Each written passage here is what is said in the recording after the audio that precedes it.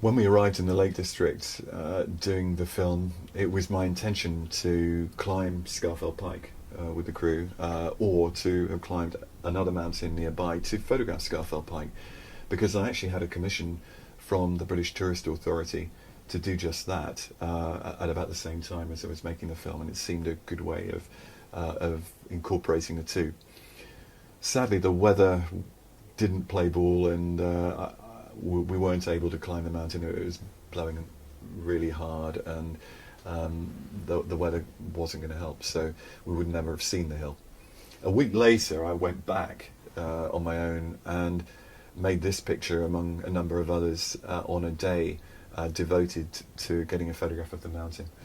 And this is the first one in the day that worked. I'd already been up on the top of Middle Fell here for about 2 hours hunting out foreground locations, because the difficulty with this perspective that I'd chosen is that it's on the side of a hill, and if I'd been further up on this particular hill, I would have then found it difficult to link myself to the mountain in the distance. So there's a certain area of Middle Fell on which I'm standing where the foreground can be made to work, and even there it was difficult. But however, I did find some spots that I was happy with in the end, and this is the first. It is a challenge trying to get appropriate foregrounds when you're shooting from a mountain, because it's, if you don't have any foreground at all, or you just have the slope dropping down, it can look quite incomplete. There's a danger that you can be on what is effectively a cliff and have no connection from foreground to background. Yes. And of course then it's harder to find a sense of depth, to create a sense of connection and passage and a journey, and one seems separate from the other. I've managed to do that here with this downslope. So we have, as it were, a physical foreground that you can reach out and touch, and that drops down the hill and further down into the middle distance into the hollows beside Wastwater, and then the eye can, as it were, climb up the mountains in the distance. Yew Barrow on the left, Scafell Pike in the middle. And any photographer who's tried to photograph Scafell Pike as it were as a standalone subject in the past will know just what a difficult mountain it is. Apart from the fact that it's often covered in cloud, as mountains tend to be, it's not the shapeliest, and it's very, very hard to view it from the east anyway, because it's a long walk in from any road, and then you need early morning lights, so then you've got to be up early, and one day I'll do it, but I've never got round to it. It is quite a magnificent mountain, the highest in England, but it's complex and it's hard to find a good viewpoint. And after a lot of work looking at the map, I came to the conclusion this is where I wanted to be, looking straight into the heart of this big valley that comes down the face of it.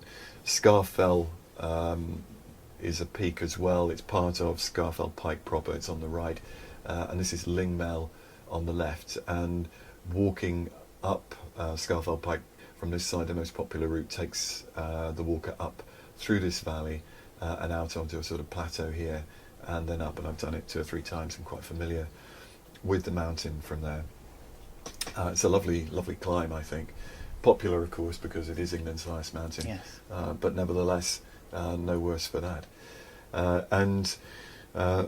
The biggest problem for me here, in actual fact, from a compositional point of view, is Wastwater, which is really, really important. It's a big part of the landscape of Wasdale, which is the western side of the mountain.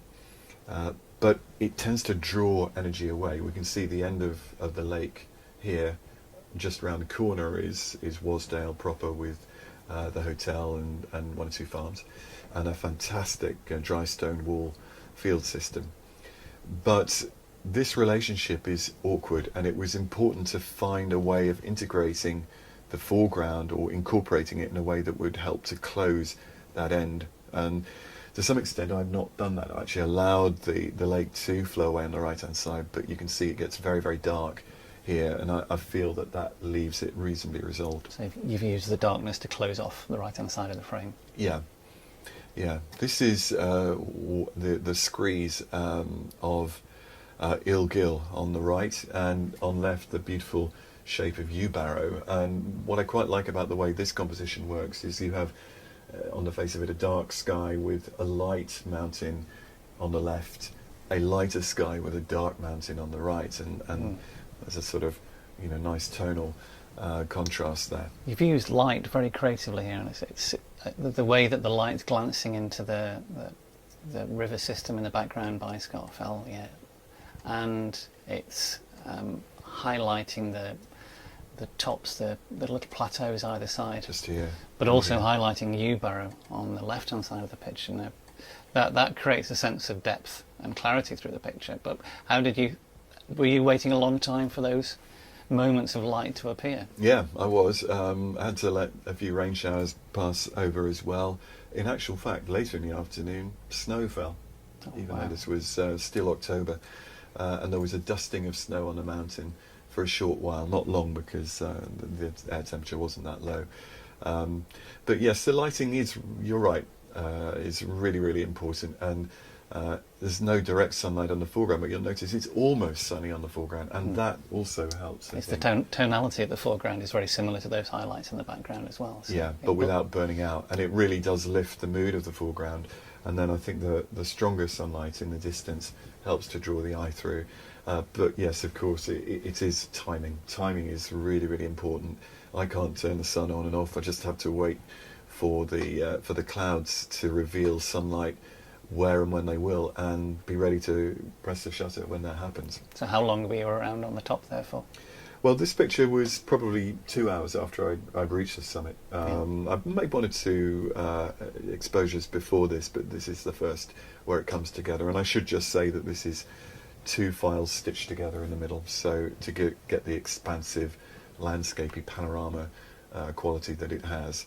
And the way I can do that with the Linhof is click and expose to the left, click and expose to the right, and usually I can tell replaying them that it's about right. It's not ideal, I have to say, on the back of the medium format digital camera, but I've got a pretty strong sense of how it's going to work, and the broad rhythms of the composition, I was very aware of how they would work, and I'm reasonably happy with that, because I feel this is a picture that definitely flows from side to side, but it also has depth through the centre from the foreground, and there's a nice sort of passage through towards the summit of the mountain in the distance.